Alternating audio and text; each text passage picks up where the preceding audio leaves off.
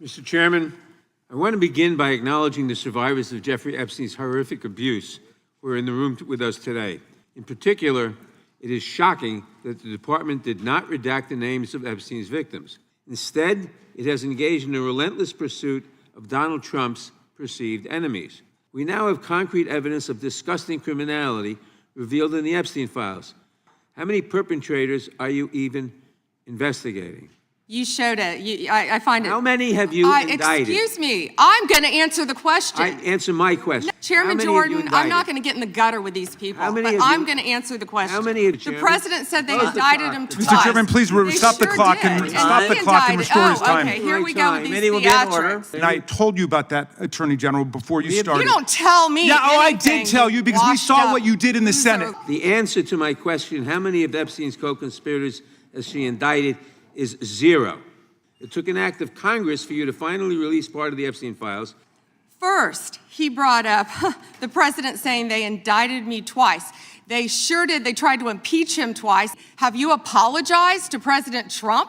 Have you apologized to President Trump, all of you who participated in those impeachment hearings against Donald Trump? This administration released over 3 million pages of documents, over 3 million, and Donald Trump signed that law.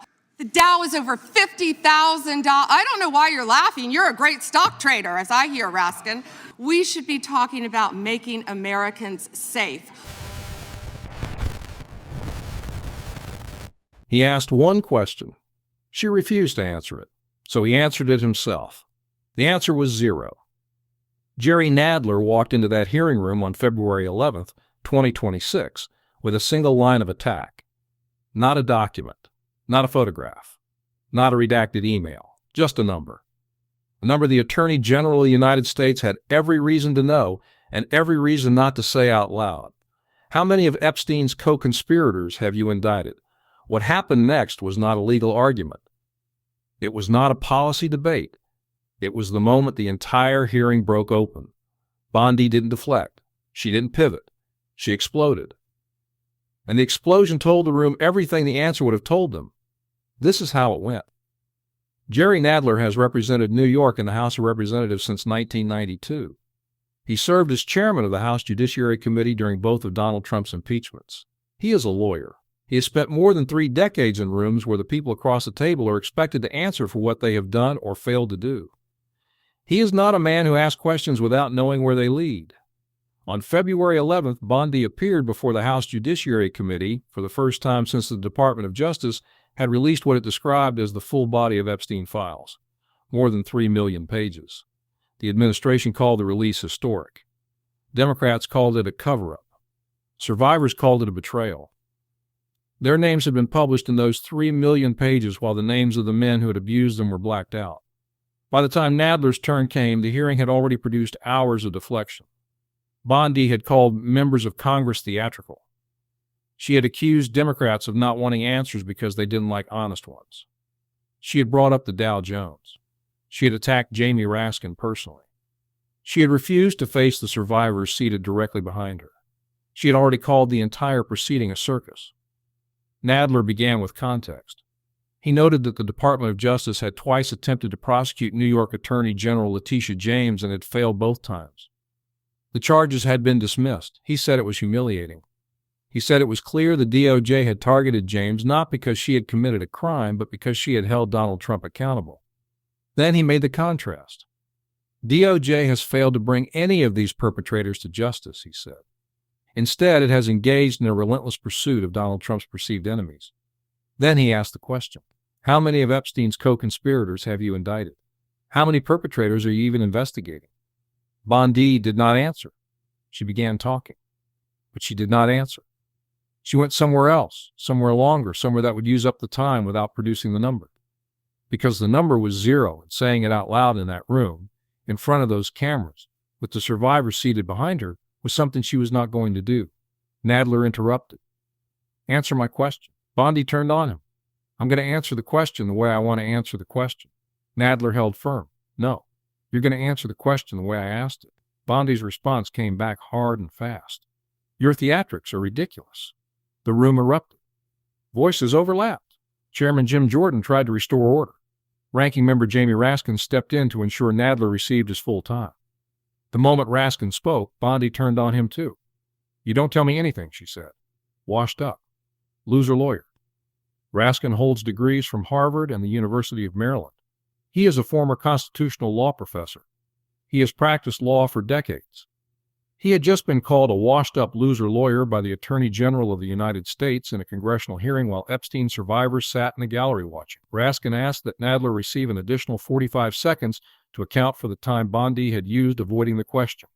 Bondi kept talking, kept attacking, kept insisting she was being treated unfairly and that Democrats were engaging in theatrics and that the question was somehow not legitimate. Nadler did not raise his voice again. He waited. And when the time came, he said what the entire exchange had already made obvious. "The answer to my question," he said, "of how many of Epstein's co-conspirators she has indicted is zero.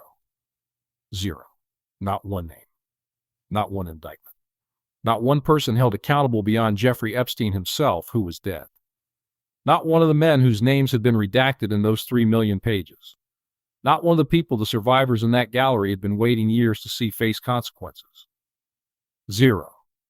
Bondi had just spent 5 minutes refusing to say a single word. And the word she was refusing to say was that one. Think about what that exchange revealed. Bondi came into that hearing room prepared for combat. She had personal attacks ready. She had deflections lined up. She had pivots rehearsed. She knew the questions were coming, and she had a strategy for every one of them. The strategy was not to answer. But Nadler's question was not complicated. It did not require legal interpretation. It did not require reviewing classified documents. It did not require any information the Attorney General of the United States would not be expected to have at her fingertips. It was a count, a number. How many people have been charged? And the reason she would not say was not because the answer was complicated. It was because the answer was zero. There is a broader architecture to what Nadler exposed in those 5 minutes. The Department of Justice had released 3 million pages of Epstein documents. Bondi had called the release historic. She had said the DOJ did its very best in the time frame allotted. She had opened her testimony with an apology to survivors. And across all of that, across all the pages and all the redactions and all the press conferences and all the statements about transparency and justice and doing things right, the department had not indicted a single person. The files existed. The names were in them or had been until they were redacted. The survivors were in that room, in their white outfits, watching. And the answer was zero. Nadler put that number on the congressional record. Not with a speech. Not with a motion. With a question Bondi refused to answer and an answer she refused to give. What followed that exchange did not stay in the hearing room. The pattern of Bondi's conduct throughout that day, the deflections, the personal attacks, the refusal to answer direct questions, the back turn to survivors, accumulated into something the White House was watching. Weeks later, 5 Republicans joined Democrats to subpoena Bondi for a formal deposition. The vote was 24-19. The deposition was set for April 14th. Bondi never made it. She was fired on April 2nd, 2026. The question Nadler asked is still unanswered. The number is still zero. And the survivors who sat in that gallery are still waiting for someone to change it. Subscribe. The deposition is still active. The files are still being processed. And the answer is still zero. Do you think the next Attorney General will change that number, or will the answer still be zero a year from now? Because here is the sequence laid out flat. Nadler asked how many of Epstein's co-conspirators had been indicted. Bondi refused to answer. She attacked him. She attacked Raskin. She called him theatrical. She called Raskin a washed-up loser lawyer. She used every second of that time to avoid saying one word. And the word was zero. The same department that published the names and intimate details of 31 survivors in 3 million pages of documents. The same department that redacted the names of the men those survivors had identified. The same department whose leader opened her testimony with an apology and then refused to turn around and deliver it in person. That department had brought 0 charges. Nadler did not need 5 more minutes after that. He had already said everything. The answer was 0. It is still 0. And that number is now permanently in the congressional record. Placed there not by Bondi, but by the question she refused to answer.